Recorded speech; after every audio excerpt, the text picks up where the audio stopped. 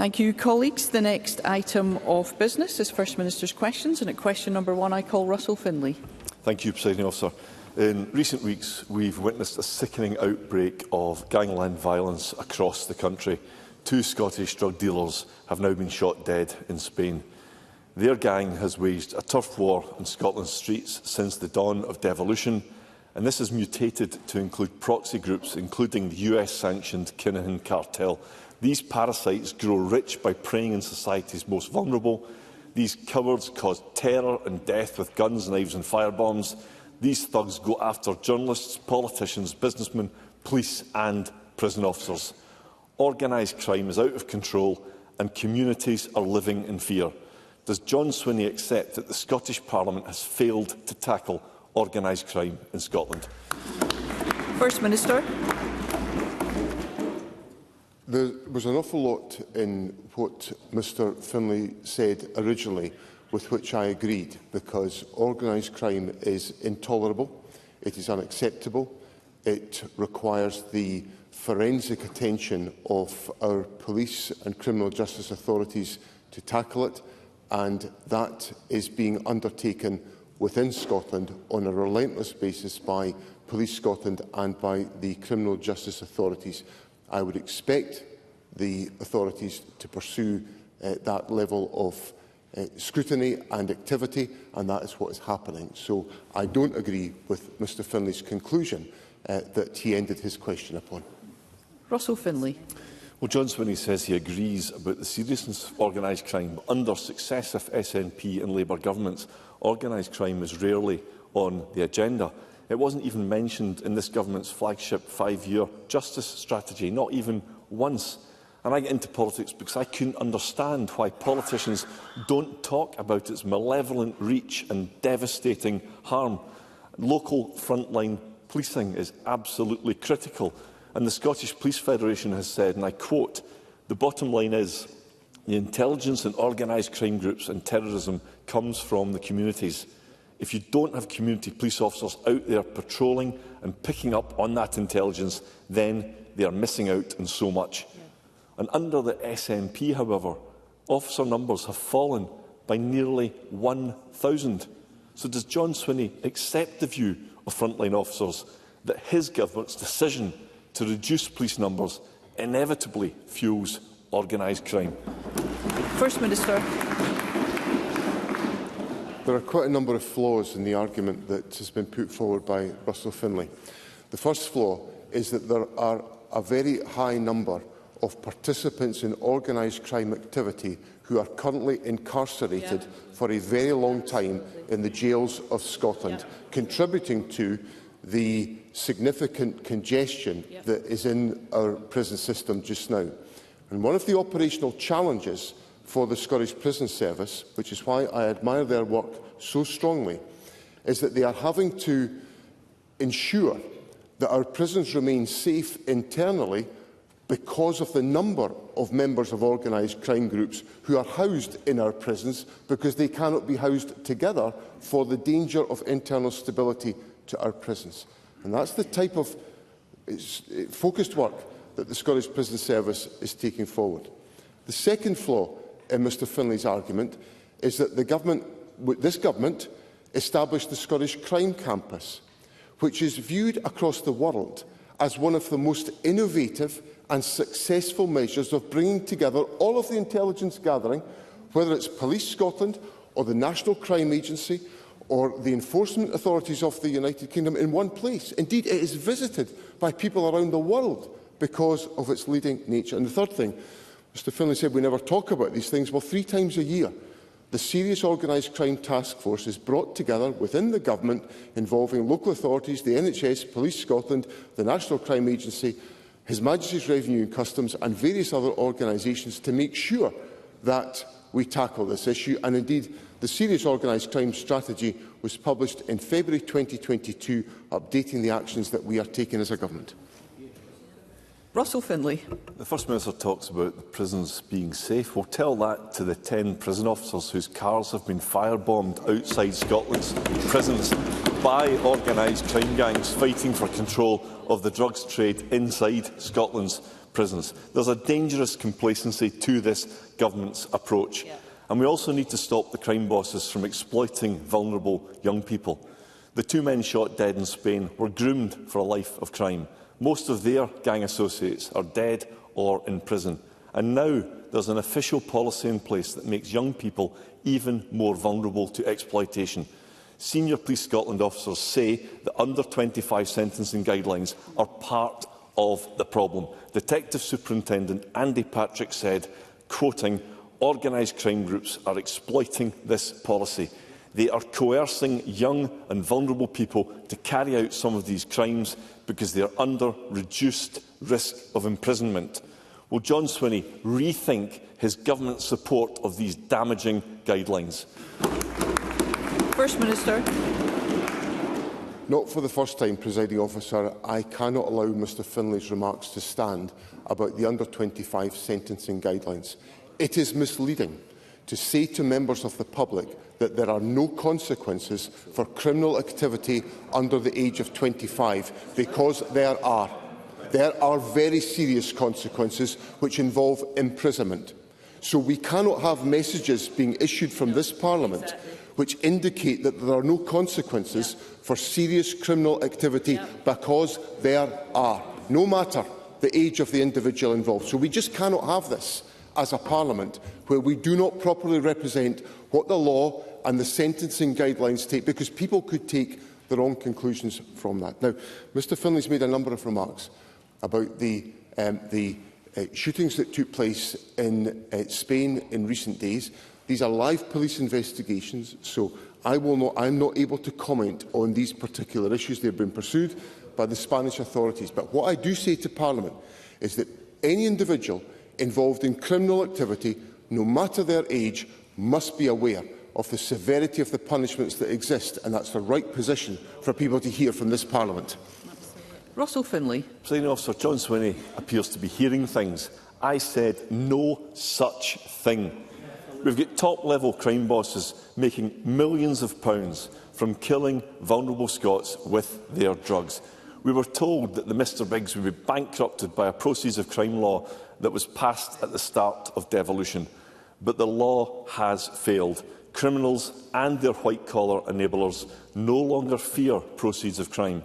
And 18 months ago, the SNP rejected my call to review why it's not working.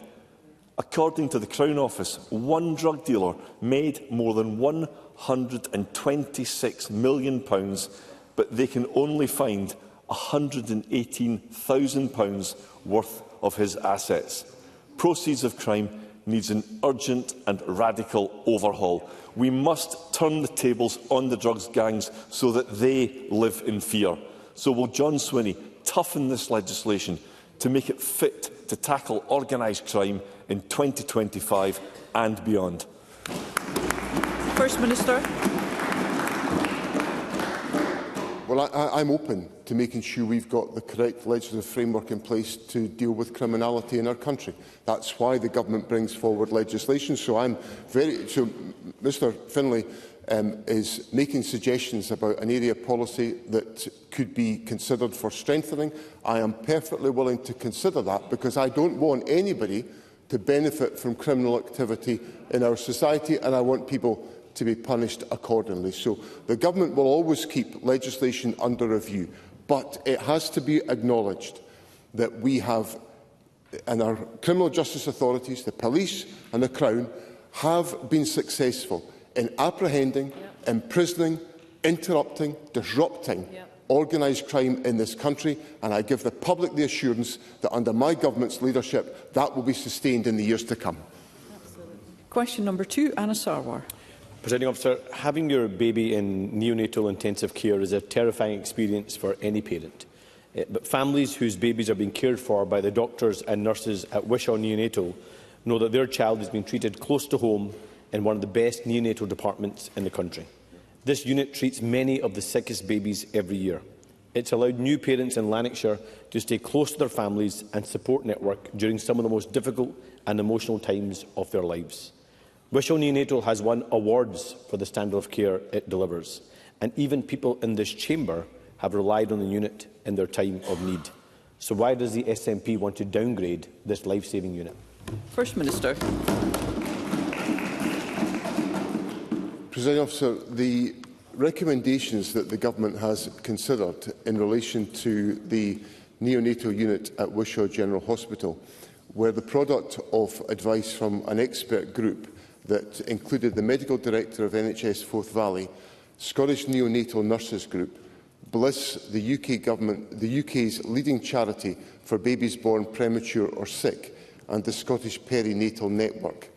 Now, this group recommended that we should take forward a model which was tested in a number of different sites around the country, the Queen Elizabeth University Hospital, Cross House, Edinburgh Royal Infirmary and Victoria Hospital, which proposed that there should be units located at the Royal Hospital for Children Glasgow, Aberdeen Maternity Hospital and Edinburgh Royal Infirmary's Simon Centre for Reproductive Health. Now, those recommendations were made to affect the babies that are at the most serious, who have the most serious and complex conditions or are at the extremes of prematurity, who need the most specialist level of care to have the best chance of survival. Now, that is professional advice, expert clinical advice that the Government has received, and I think the Government is correct to follow the clinical advice that we have received. I would indicate that the vast majority of babies will still be cared for in their local neonatal unit, and these units, including Wishaw, will continue to deliver a range of care, including some intensive care. Anna Sarwar. My understanding is that experts actually suggested a range, and the Government is choosing the lower level of that range rather than other options, because the reality is that we know that downgrading Wishaw Neonatal will force families to travel long journeys for care. Take the example of Tammy Johnson. Her son Kai was so sick when he was born that she wasn't allowed to touch him for 72 hours. She gave birth to him locally in Wishaw. But under the SNP's plans, she would be forced to travel perhaps to Aberdeen or even further afield. She told me Kai was so ill that he was 4 weeks old before I was allowed to pick him up. How would he have been put in an ambulance anywhere, let alone to Aberdeen? Doing things like that can cause everlasting damage. The SNP's plans to downgrade the Wishaw neonatal unit are opposed by clinicians, experts and parents like Tammy. So why does John Swinney think that he is right, but the experts, the clinicians, the nurses and the parents are wrong? First Minister. There are 2 points that I will take issue with Mr Sarwar about in his description of what he's put to Parliament today. The first is that this is somehow my personal individual view. This has been a view where the Government has sought expert clinical opinion. This has not been conjured up by the Government considering an issue on its own behalf. We have sought expert clinical opinion, which I've put on the record as to where that's come from. And there will be other occasions in Parliament where members of Parliament will take the Government to task for not following expert opinion, and here Mr Sarwar wants me to ignore expert clinical opinion, which has led us to the conclusions that we have led to. And the second point that I would make is in relation to the future of the Wishaw unit. The unit at Wishaw will still continue, but for a very small number of babies where there is a need for expert specialist care to maximise their chances of survival, will have recommended to be treated in a different way. And that's the expert advice that the Government has received. Anna Sarwar. I think John Swinney is choosing to listen to certain experts and ignore other experts in the process and hide behind experts when it comes to this Government's decision. The reality is that this is an award-winning unit that is giving life-saving care, and the expertise exists there, but would not if this unit was downgraded. And the SNP's failure to support neonatal and NHS services has a human cost. I'll give him another case, the case of Amanda Todd, a mum who faced the prospect of travelling from Scotland to Dublin to give birth. Why? Because the SNP has already overseen a shortage of beds here. Amanda only found out that there would be space in Scotland for her and her baby the day before her operation. She had to be told to plan to go to Dublin. Amanda told me it seems that the SNP government cares more about saving money than saving babies' lives. But Amanda's story is just one example of how the SNP has broken our NHS. Just this week we learnt CAM's waiting list growing, Scotland's NHS facing a cancer specialist crisis, and more Scots than ever before being forced to go private. So isn't it the case that the NHS simply isn't safe in John Swinney's hands? Yep. First Minister. The first thing I want to say is that there is nothing in the proposal about Wishaw General Hospital that is about saving money. It's about maximising the chances of saving babies' lives. Yeah. That's what the proposal is about, informed by expert opinion. Now, on the question of cancer care that Mr Sarwar raised, what I would indicate to him is that in relation to the 31-day standard, the performance at the last stage of reporting was 94.7% of patients were treated within 31 days of a decision to treat. And the median wait for treatment was 4 days. 4 days. So at least half of patients are being given treatment within 4 days of being referred for the 31-day standard. Now, I appreciate there are pressures on cancer services and on healthcare services across the country. That's why the Government has brought forward measures which are strengthening the National Health Service, which are, for example, we committed to an additional 64,000 appointments and procedures by March of this year, and we didn't deliver 64,000, we delivered 105,500.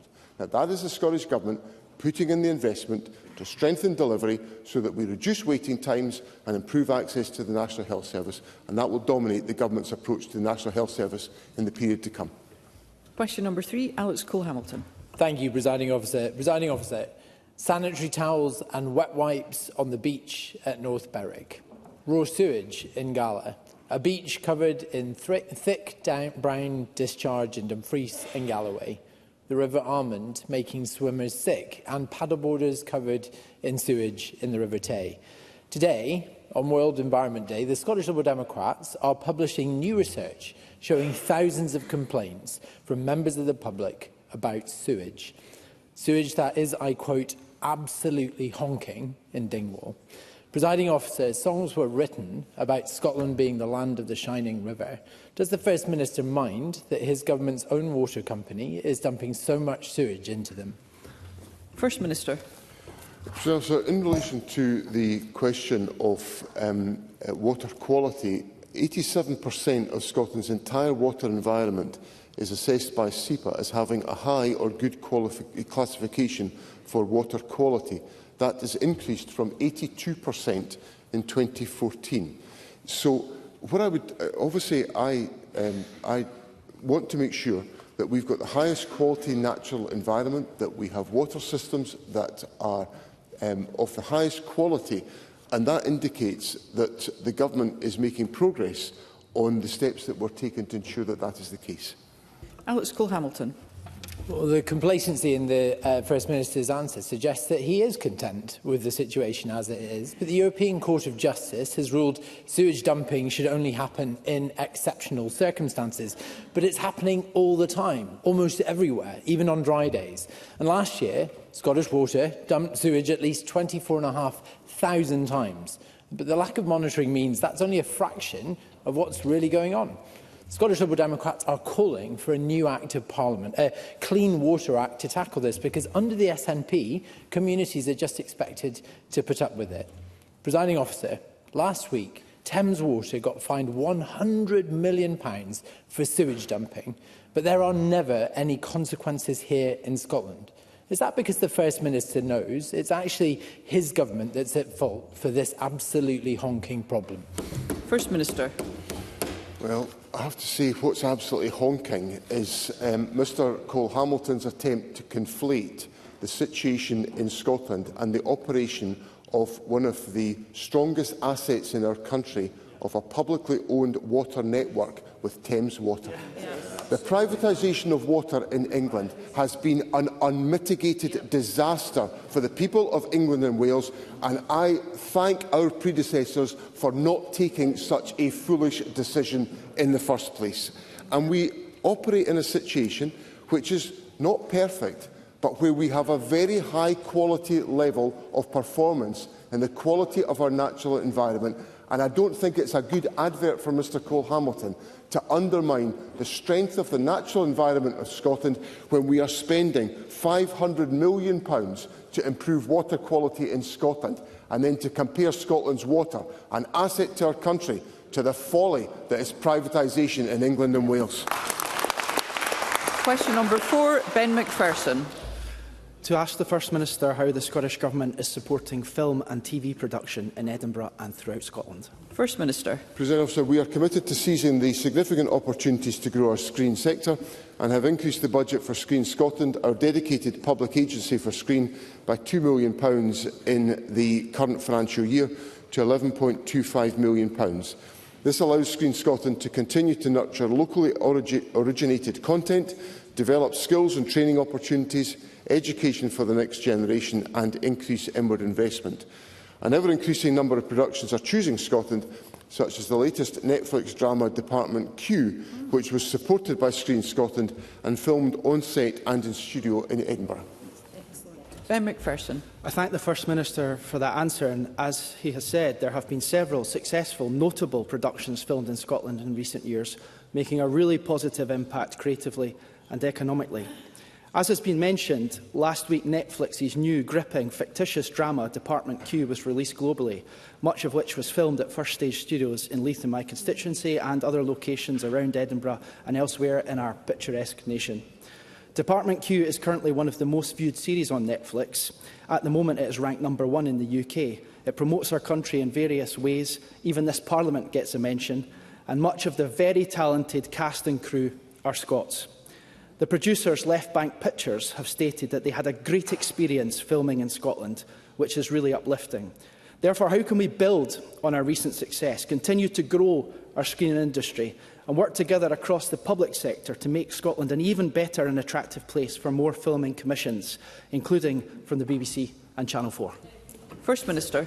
Mr McPherson makes a very strong account of the situation in his constituency, and I welcome very much the investment that's been made around Department Q. I think it's been a tremendous success and will be a great advert and showcase for our country. The Government will support the screen sector as strongly as we can. As I indicated in my earlier answer, we've increased the budget for Screen Scotland, and of course the screen strategy that was published last year outlines an ambitious plan to grow the sector further and to combine international investment with increased support for emerging Scottish producers and local creative origination. So this is a development that is very much welcome, and I'm delighted that Mr McPherson has highlighted the significance of this opportunity for Scotland. Sandesh Gulhani. Thank you. ScotRail is owned by the Scottish Government, yet it has chosen to use an AI voice instead of employ a Scottish voice actor. Is this how the Scottish Government supports actors? Sorry, Dr Gulhani, I was calling supplementaries to that particular question. Oh, pardon me, you've come round to actors. I've just picked up your last comment. Thank you. Do continue. My apologies. Well, that was my question. Is this how the Scottish Government supports actors? First Minister. Well, ScotRail have taken forward a development. I understand it's caused some controversy. I'm sure ScotRail are engaging constructively with all concerned, and I think sometimes these things need to be, just need careful handling, and I'm sure ScotRail will be doing exactly that. And the Transport Secretary tells me they're fixing it, so they'll be fixing it. Sarah Boyack. Thank you, Presiding Officer. First Minister, it's great to hear about new film production in Scotland, but we also need to see those films in Scotland.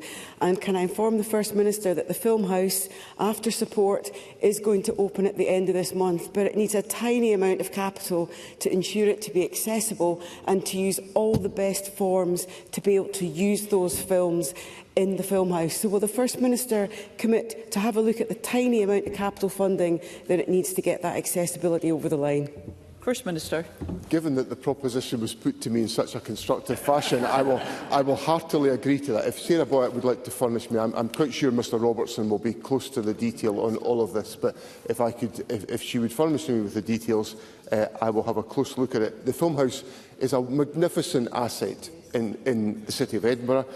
I can remember in my youth the rite of passage being able to see films in the Film House, so I'm very supportive, but we'll see what the Government can do to help. Question number 5, Ros McCall. Thank you. To ask the First Minister what the Scottish Government's response is to reports that Police Scotland's National Child Abuse Investigation Unit now carries out 700 child sexual abuse investigations a year, representing an increase of 30% since 2015. First Minister. President Officer, child sexual abuse and exploitation are abhorrent crimes and have a devastating impact on victims and their families. My heart goes out to any child who has experienced abuse. Any reported rise of abuse of this nature is, of course, deeply concerning, and I want to recognise the vital work of Police Scotland's Child Abuse Investigation Unit in identifying and safeguarding children, stopping perpetrators and bringing them to justice. The Scottish Government is working with Police Scotland and other partners to support robust collective action. I would encourage anyone with a concern about a child to contact Police Scotland. Ros McCall. Thank you. People based in Scotland are offending against Scottish children. It's a lot closer to home these days. It's on our doorstep. We are actioning between 15 and 20 search warrants on a weekly basis across Scotland. Let's be perfectly blunt about it. The demand is through the roof. Not my words, but the words of the Police Scotland's Deputy Chief Inspector. First Minister, our children are in more danger thanks to the progress of technology now than in previous decades, and paedophiles can now make direct contact with children within 30 seconds, a truly terrifying statistic. And to say this is down to online platforms to control is naive in the extreme. And since 2015, police numbers are down by under 750. So my question is simply this: how can Police Scotland keep our children safe with less officers and increasing crime? First Minister. There's a number of points I'd make to Ros McCall. The first is that the fact that the Police Scotland National Child Abuse Investigation Unit is carrying out many more investigations illustrates that police resources are being deployed appropriately to tackle issues of serious crime within our society. So that should be the first point of reassurance. The second is that the work that is undertaken in relation to prosecutions, for example, is formidably effective. So the conviction rate for individuals charged with or prosecuted for child abuse in 2022-23 was at 89%. So the evidence gathering by the police and the Crown is formidably strong to be able to get convictions at that level. And that level has been sustained despite the fact that there has been a growth in cases. The third point I would say to Ros McCall is that there is a lot of work undertaken by Scotland, within Scotland, which supports international activity in relation to child sexual abuse. And the Atlanta Declaration, which brings together the world's leading child protection experts to tackle child sexual abuse, has its roots in Scotland. And it's part of the work that we're taking forward to lead the international effort in this respect. And the final point I would make is that Ros McCall said that it was naive to expect online platforms to tackle this issue. I don't think that's naive. I think that's an absolute obligation on online platforms to tackle this issue, because online platforms are currently getting away scot-free, and we engage with the United Kingdom Government to do as much as we can to ensure that online platforms live up to their responsibilities. Question number 6, Mark Ruskell. Thank you. To ask the First Minister what action the Scottish Government is taking to secure direct ferry routes between Scotland and France. First Minister. Officer, the Scottish Government remains wholly convinced that Scotland's future is best served by being a member of the European Union, and we are determined to support the transport connections that will enable that to be possible. Improving our transport and trade links to the European mainland is even more important given the challenges that we face at these times. The Cabinet Secretary met with Mr Ruskell on Tuesday evening to discuss this issue, and I know she is happy to continue to communicate regularly with potential operators and Scotland's main ports so that Scottish exporters and passengers have more direct routes to and from Europe. Mark Ruskell. Well, can I thank the First Minister for that response? I absolutely welcome the engagement with the Cabinet Secretary earlier in the week. It's absolutely clear that a direct ferry service between Rosyth and Dunkirk would be a great win for the economy and the environment. It would be wonderful news for all of us who cherish our connections with the rest of Europe. I understand the ferry operators DFDS want to move forward to start sailing in spring next year. Forth Ports, who own Rosyth, want progress. The Port of Dunkirk are bought in, and the Westminster Government are also supportive. The only thing that is getting in the way, First Minister, is Brexit bureaucracy around the location of a border control post. Time is ticking. A resolution needs to be found by the end of June to secure this service, First Minister. Are you able to take the lead to convene stakeholders and to resolve these remaining issues and get this over the line? Always through the Chair. First Minister. Presiding Officer, I welcome the assessment given by Mr Ruskell, and I know the Transport Secretary is very much engaged on this question and I'm familiar with the issue about border controls that is causing some difficulty. This issue has been discussed by the Transport Secretary with Mr Ruskell, as I said, also with Annabel Ewing, who's been pursuing this issue. We've had good constructive discussions with DFDS, Forth Ports and various other interested parties.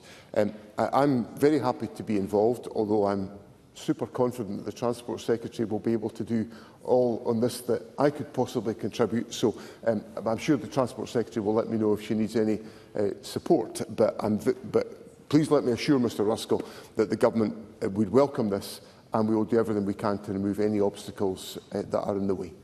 Thank you. We move to constituency and general supplementaries. Concise questions and responses will enable more members to be involved, and I call Michelle Thompson. Thank you, Presiding Officer. The Chief Executive of Scottish Engineering has warned that Labour's immigration proposals risk undermining recruitment of vital workers, saying immigration is a vital source of skills and experience that cannot be replaced overnight. My concern is not only for Scotland, but also for my constituency, including Grangemouth, where STEM skills form part and parcel of any future economic recovery. Will this SNP Scottish Government continue to make the case for a separate immigration system, not only because it's the right thing, but because it's an economic imperative? First Minister. Yes, the Government will do that. I'm not sure if I've shared this detail with Parliament before. I think I may have. But in the aftermath of the publication of the Green Paper on immigration by the United Kingdom Government, I convened a meeting of stakeholders across the education, health, social care, food and drink, hospitality, construction and engineering sectors. And the view that was expressed to me around that table was that these proposals from the UK Government were directly damaging to the prospects for the Scottish economy, given the fact that we face challenges in boosting our working age population, which is boosted by migration. So we are working with stakeholders, and I raised this issue with the Prime Minister when we met a week past Friday to indicate that we need to have a different and distinctive approach to migration in Scotland, and obviously the Government will pursue that, but we'll do that in consultation and dialogue with stakeholders, one of which is Scottish Engineering, and I welcome the contribution that Michelle Thompson has placed on the record from the organisation. Pam Gossel.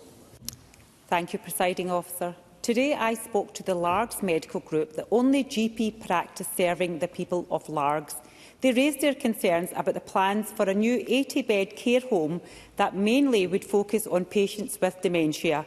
The GP practice worries that they will bear the brunt of the additional pressure created by such a facility. Can I therefore ask the First Minister if he is aware of these plans, and if the First Minister would agree this risks impacting local residents who are already worried about the difficulties of getting GP appointments? First Minister. President Officer, I'm not familiar with the case that Pam Gosal puts to me, although I understand that Mr Gibson, as a local member, has met with the group and has discussed this particular issue. Obviously, this is a local matter. There will be a variety of discussions that will have to be undertaken with the local authority and with the Health Board, and those issues will be considered at local level. But it is important that we have a network of facilities, of social care facilities, residential care facilities around the country that meet the needs of the population. It must be a fundamental hallmark of our society. Of course, one of the challenges that we face in social care and in residential care is finding enough care workers, which is not helped by the UK Government's approach on immigration. Rhoda Grant. Thank you, Presiding Officer. This week I attended a meeting with constituents from Barra with Calmac and Seamal. It became clear during the meeting that it had long been recognised that Barra's ferry, the MV Isle of Lewis, will be retired next year. But despite this, a practical alternative ferry has not been planned for the route. Seamal suggested a ferry with a lot less capacity, citing the population size of the Isle of Barra, apparently ignorant of the fact that the islanders cannot get bookings on their existing ferry due to lack of capacity. Barra is, in fact, the southern gateway to the Western Isles. Decisions made on assumptions held by distant bureaucrats rather than the available data indicates why our ferry provision is in such a mess. So can I ask the First Minister if he will intervene personally and ensure that when the MV Isle of Lewis is retired, the people of Barra have a ferry that meets their needs? Let's keep our questions and responses concise. First Minister. As Rhoda Grant probably knows, I'm very familiar with issues in relation to the ferry fleet, and Calmac have to take a variety of operational judgments. One of the obligations of the contract, which has been put in place, is that that must be undertaken in dialogue with the ferry committee and the users committee, and also with individual island communities, which I know is something the Transport Secretary insists upon at all times. So, again, as Rhoda Grant will know, there is more capacity coming into the fleet shortly, and these operational issues will be considered. But I hear her point in relation to the Isle of Lewis, and I'll ask for some briefing on the current situation to make sure that the needs of the community in Barra are properly taken into account. Rona Mackay. Thank you, Presiding Officer. New analysis from Loughborough University has highlighted a strong correlation between Westminster's Cruel 2 child cap and child poverty. It also found that SNP policies like the Scottish Child Payment have contributed to overall lower levels of poverty across Scotland as compared to the rest of the UK. Can the First Minister advise what assessment the Scottish Government has made of this report, and can he say more about what action the Scottish Government is taking to eradicate child poverty in Scotland, despite the barriers that Westminster puts in the way? First Minister. The difference in the approach that's taken between Scottish Government policies and United Kingdom Government policies, which of course is resulting in us having a situation where child poverty rates are lower in Scotland than in the rest of the UK. There are obviously interesting observations and powerful observations in the report. The Scottish Government, of course, is taking forward work to remove the two-child limit, a step that should have been taken by the Labour Government, but people in Scotland can be assured that the Scottish Government is getting on with what a Labour Government isn't doing properly for Scotland, and will be lifting children out of poverty as a consequence. Maurice Golden. Thank you, Presiding Officer. In light of the recent Ocean Witness report from Open Seas, how can the Scottish Government accelerate the delivery of the required management measures in order to protect the marine environment and safeguard sustainable fisheries for the future? First Minister. Obviously, there's an interplay of a number of different factors that have to be considered in relation to fisheries management and the sustainability of our oceans. The Government's policy framework aims to do that, to reconcile some of those tensions and those challenges, and we will take that forward by engagement with different communities and different stakeholders, and by ensuring that we fulfil our statutory obligations. Richard Leonard. And can I remind members of my voluntary register of interest? Scottish water workers are on strike this week. On Tuesday night, Scottish Water's Chief Executive turned up at pay talks with the trade unions for less than 2 minutes. If Scottish Water's CEO can scoop up almost £500,000 a year, why can't he lead pay negotiations? So will the First Minister instruct his acting Cabinet Secretary and direct the bosses of Scottish Water, whose inflation-busting salaries, bonuses, pensions and benefits he as a Minister for more than a decade personally supported and signed off, will he direct them to do the job that they are lavishly rewarded for, enter meaningful negotiations this afternoon, make an acceptable offer and get this industrial dispute resolved once and for all? First Minister. President Officer, I received a letter yesterday from the General Secretary of the STUC on some of these questions about the Scottish Water pay talks. So I asked last night for an update from the Chief Executive of Scottish Water on the approach being taken to the negotiations. So I've asked for that already. I received that just before 8 o'clock this morning, and I've considered it. And in the note that I've had from the Chief Executive of Scottish Water, he indicates to me that he attended the talks to demonstrate leadership support for the engagement, but if Mr Leonard would allow me to finish my sentence. But he did not participate in the negotiations because he wanted to leave the negotiations to the established negotiating machinery involving the trade unions and the leadership of Scottish Water. Now, that's the account that's been given to me. There are talks that start at 1 o'clock this afternoon, and the Government is doing what Mr Leonard will not be surprised to hear we are doing. We're encouraging a resolution of these issues to make sure the matters are resolved amicably. Karen Adam. Thank you, Presiding Officer. This week, Labour Chancellor Rachel Reeves indicated that while some more UK pensioners could receive winter fuel payments this winter as a result of the UK Government's U-turn, not all will. Whilst Labour is determined to take away winter fuel payments from pensioners, can the First Minister provide an update on this Scottish SNP Government's work to reinstate a universal winter fuel payment to all pensioners in Scotland? First Minister. President Officer, this is another example where I think people are left dismayed that one of the first actions of an incoming Labour government after 14 miserable Conservative years was to take away universal winter fuel payments from pensioners. I think it, frankly, beggars belief from members of the public at this being the priority of the Labour government. What the Scottish Government has done is we've made provision in the budget, and we are taking forward action which means that every pensioner household in Scotland will receive a guaranteed minimum of £100 this winter, supporting 815,000 pensioner households, and increases the total forecasted investment in our winter heating benefits to £138 million. So what people in Scotland can be assured, pensioners in Scotland can be assured, is when the Labour government lets you down, the SNP will come to your rescue. Douglas Ross. Thank you, Presiding Officer. First Minister, my constituent Sarah Beaton from Elgin has asked me to share her experience of the health service in the hope that it improves things for others. Last June, Sarah was bleeding heavily during her periods and went to see her GP. Following multiple visits, she was recommended for a scan. There was a 9-month waiting list to get a scan.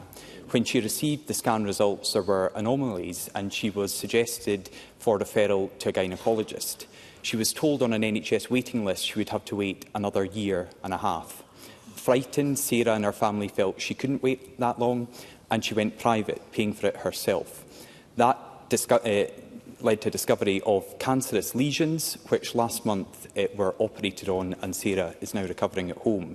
I have received a response from the Cabinet Secretary this morning to my letter which I sent him about this case, but what does the First Minister say to Sarah, and what will be done to reduce NHS waiting times for gynaecology in Grampian, which is one of the highest in the country? First Minister. I'm sorry to hear of the experience of Mr Ross's constituent, and I wish Sarah Beaton well in the recovery that she is making. The circumstances that Mr Ross has set out are unacceptable. The health service should be able to address these issues faster, which is why the government is concentrating on the work that we are concentrating on, to reduce long waits, and also to ensure that we are investing to undertake more procedures. And in my answer, I think, to Mr Sarwar earlier, I cited the fact that we had been able to exceed the targets for early intervention through procedures than we had expected in the early part of this year. That is underpinning the approach the Government is taking to address this situation, and we've allocated over £8.8 million to health boards to particularly target long waits for gynaecology and to avoid the situation that Mr Ross has recounted to me. And Jackie Dunbar. Thank you, President Officer. A new report from Robert Gordon's University has warned that 800 energy jobs could be lost a month unless urgent action is taken. This will be of significant concern to many of my constituents employed in the sector. Despite these dire warnings, the Labour UK Government seems determined to press ahead with its misguided energy policies. It is refusing to back vital initiatives such as the Acorn project and is sitting silent as workers lose their jobs. Does the First Minister share my concern that Scotland's energy sector appears to be an afterthought to the Labour UK Government? And in the face of this Westminster inaction, can he advise what steps this SNP Scottish Government has taken to deliver a just transition for my constituents in Aberdeen Donside? First Minister. So the Government is of course taking a number of steps forward to ensure that we support a just transition to net zero within the Scottish economy. Part of that involves a very focused approach to investment in renewables, which will have significant benefits to the constituents of Jackie Dunbar. But what would also help us in our climate change journey, which is now absolutely critical and pressing, is support from the United Kingdom Government for the Acorn carbon capture and storage project. It is now absolutely critical that that agreement is given in the spending review next week. We have waited far too long. I was promised this project by the last Conservative Government. They failed to deliver. It's now incumbent on the UK Government to take a step that will give us a strategic foundation to our approach on tackling climate change, and that decision can be made next week by the Chancellor, and I encourage the Chancellor to take that decision to approve the Acorn project. It is now, we've waited far too long for this decision. That concludes First Minister's questions. It's now time to move on to the next item of business, which is decision time, and there are no questions to be put as a result of decision time. Decision time, therefore, is concluded, and we will momentarily move on to members' business in the name of Karen Adam. And there will be a short suspension to allow those leaving the chamber and gallery to do so.